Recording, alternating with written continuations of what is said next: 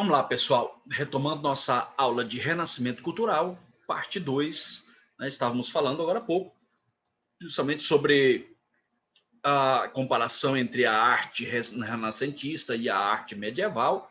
Né? Você pode observar que a arte renascentista ela é muito realista, né? A forma de pintar usando tinta a óleo, e além disso, né, os temas que são totalmente diferentes. Aí você me pergunta, onde é que começou o movimento do Renascimento Cultural? Começa, né, nas cidades italianas, justamente porque é uma região, né, onde se tem uma burguesia interessada em financiar esse movimento artístico, né, os mecenas, os patrocinadores das artes, né, lá, os mecenas, o mecenato, foi fundamental, né, para a difusão do renascimento cultural na Europa moderna. Lá, mecenas, mecenato, termo que indica o incentivo e o patrocínio de artistas e literatos e, mais amplamente, de atividades artísticas e culturais. Ou seja, os mecenas, né, começa na Itália, a origem do Renascimento é italiana, cidades italianas, justamente em função do papel dos mecenas, que eram famílias ricas, poderosas, que buscavam prestígio dentro da sociedade, né? E justamente por isso passaram a financiar os artistas e os intelectuais do Renascimento Cultural. Vamos lá, aqui você vê as características essenciais do Renascimento Cultural, algumas nós já falamos, o humanismo, né? Lembra, os renascentistas eram chamados também de humanistas, justamente porque eles acreditavam que o conhecimento tinha que partir do próprio homem, do humano, e não naquilo que Deus poderia lhe reservar. Né? O antropocentrismo, isso aparece muito na arte, né? Lembra que nós falamos que os homens renascentistas, né, o Michelangelo, o Da Vinci, o Rafael, valorizavam muito a imagem humana, o individualismo, a capacidade de criação, o espírito de competição, o racionalismo, né? Tudo aquilo, a razão é fundamental para se desenvolver a ciência, o experimentalismo, o naturalismo. É muito importante esse naturalismo, né, que o Leonardo da Vinci era um dos difusores do naturalismo, no sentido de querer investigar a natureza, saber como é que as coisas funcionam. Né? Os homens do Renascimento, eles vivem essa inquietação, eles querem investigar, eles querem conhecer, por exemplo, se choveu, saber por que choveu, né? Quem pintou a onça pintada, já parou para pensar nisso? Então, os homens do Renascimento eram muito inquietos nesse aspecto, eles queriam investigar, entender como é que as coisas funcionam.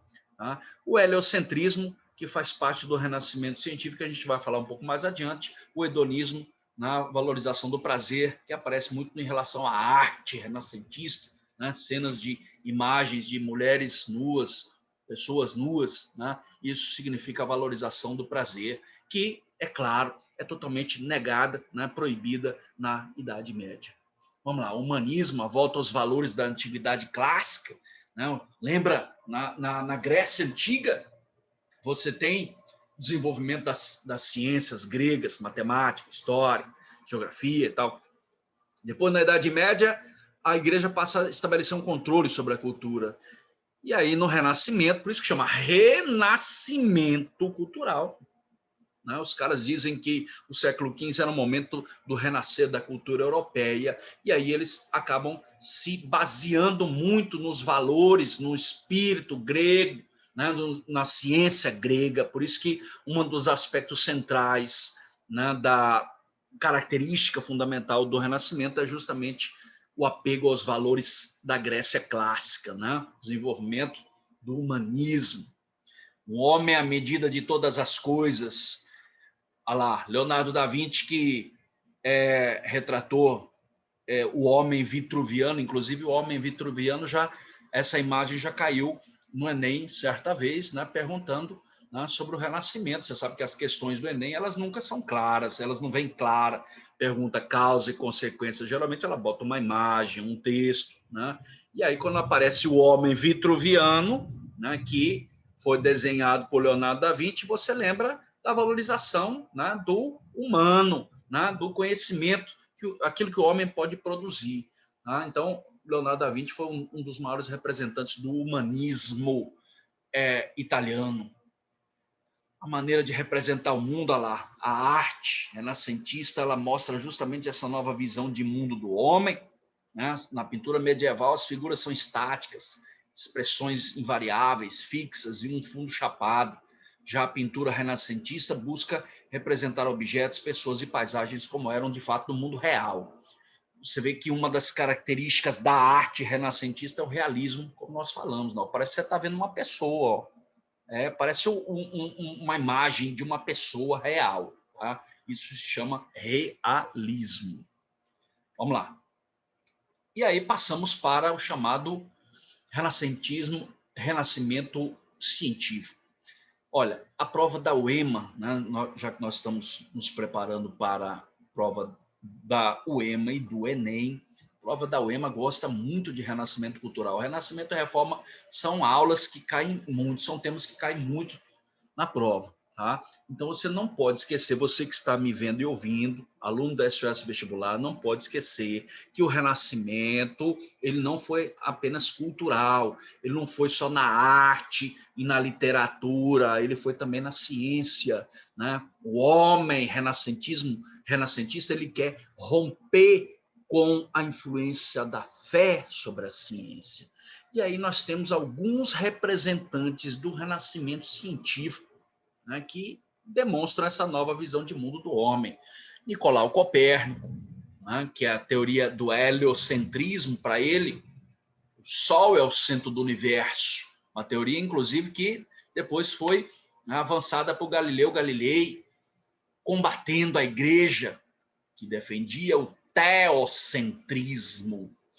O Johann Kepler, né, que ele criou a lei da mecânica celeste em pleno século XVI, os caras, né, olha lá, estavam rompendo, né, criando uma ciência baseada na experimentação e na comprovação e rompendo com a Igreja Católica também.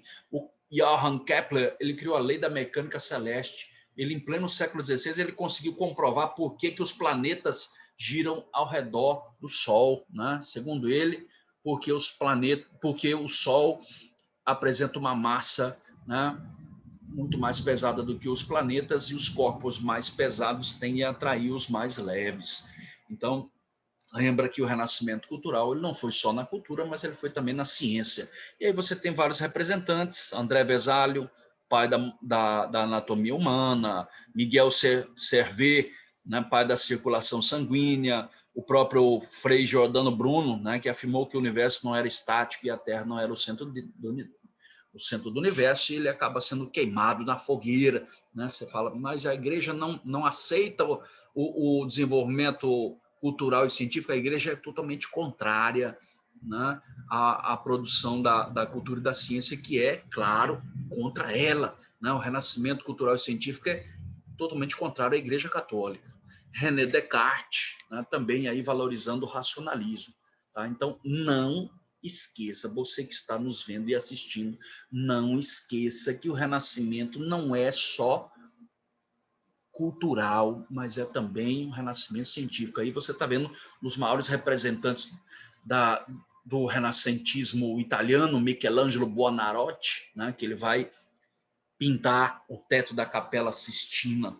Tem um filme, que é um filme bastante antigo, né, chama Agonia e Êxtase, que ele conta a história de Michelangelo. Aí aparece Michelangelo, né, o Papa Leão chama Michelangelo e fala assim, olha, eu quero que você pinte o teto da Capela Sistina em Roma. Aí ele falou, eu não sou pintor, eu sou escultor. Mas aí o Papa estava pagando bem, insistiu, ele pegou, aceitou.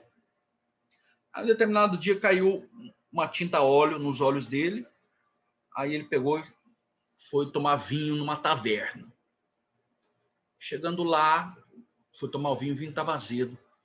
Aí ele falou para o dono da taverna, né, do bar, o dono do bar pegou e jogou fora todos os barris de vinho. E aí Michelangelo perguntou para o dono do bar, por que você jogou fora os barris de vinho? Ele falou, porque eu produzi, então eu jogo fora. E aí ele começou a pensar, por que eu, Michelangelo Buonarroti, né, sou obrigado a pintar o teto da Capela Sistina da maneira que o Papa acha melhor. Eu sou um homem renascentista, individualista. Ele foi lá e rabiscou tudo que ele havia pintado no teto da capela.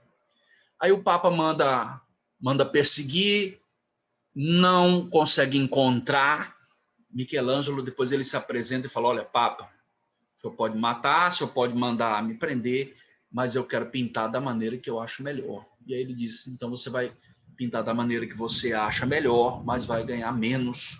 E aí Michelangelo aceita, né, pintar o teto da Capela Sistina, só que ele pega e coloca no meio dessa imagem a cara do Papa em forma de diabo. Então você vê que os homens do Renascimento, eles são totalmente contrários à influência da igreja sobre a cultura. Olha lá, Michelangelo, a imagem de Davi, Moisés, né, se inspiram em obras da Grécia clássica. Maquiavel, olha lá, no campo, né, da política, né? Maquiavel é considerado o pai da ciência política. A gente ainda vai voltar a falar sobre Maquiavel, não vamos falar de Maquiavel agora, né? Porque ele é considerado o pai da ciência política. O livro O Príncipe, né? Que ali ele defende o absolutismo monárquico. Leonardo da Vinci, como nós falamos, um dos mais notáveis pintores, um gênio do Renascimento, né? Principalmente porque leva adiante essa ideia de que o conhecimento é parte do homem e não de Deus. Olha lá, ó, a Mona Lisa e a Última Ceia, que são imagens que representam a obra de Leonardo da Vinci. A lá de Rafael Sanzio, a Escola de Atenas. Então, são várias obras, né, que representam os homens do Renascimento. Aí você vê o Renascimento fora da Itália, o Bosch, Peter Bruegel, né, El Greco, na Espanha, Albert Dürer, que é alemão, né? E finalizando aí aquilo que nós falamos, né, do Renascimento científico. Então não esquece, você que vai fazer prova da UEMA, não esquece que o Renascimento ele demonstra a nova visão de mundo do homem, tá? E que existe um renascimento na cultura, né, seja nas artes, na literatura, e um movimento também científico totalmente contrário à fé religiosa. Então, são representantes desse renascimento científico. Leonardo da Vinci, você fala, Leonardo da Vinci não era pintor? Era pintor, mas é um cara à frente da sua época. Em pleno século XV, o cara projetou um helicóptero, né? Ninguém ia pensar no século XV um helicóptero. Observando o voo das libélulas, o voo dos pássaros, ele faz um protótipo lá, né, de helicóptero. Então, ele era considerado também cientista. Nicolau Copérnico, né, que a teoria do heliocentrismo. E aí, finalizando aí, ó, no Renascimento, a ciência deslocou as suas medidas para a razão e a comprovação pela experiência. Tá? E aí você tem aqueles que nós já falamos, que representam o Renascimento científico: Copérnico, Galileu, Johann Kepler, Isaac Newton, né, a lei da gravitação universal. E tudo isso para demonstrar para você que o Renascimento marca uma época, né, de rompimento com a Igreja Católica, e é justamente um dos pilares da Idade Moderna, essa nova visão de mundo do homem. Beleza? Paramos por aqui nossa aula de Renascimento. E aí, na próxima aula, veremos a reforma religiosa. Muito obrigado a todos e continue nos vendo.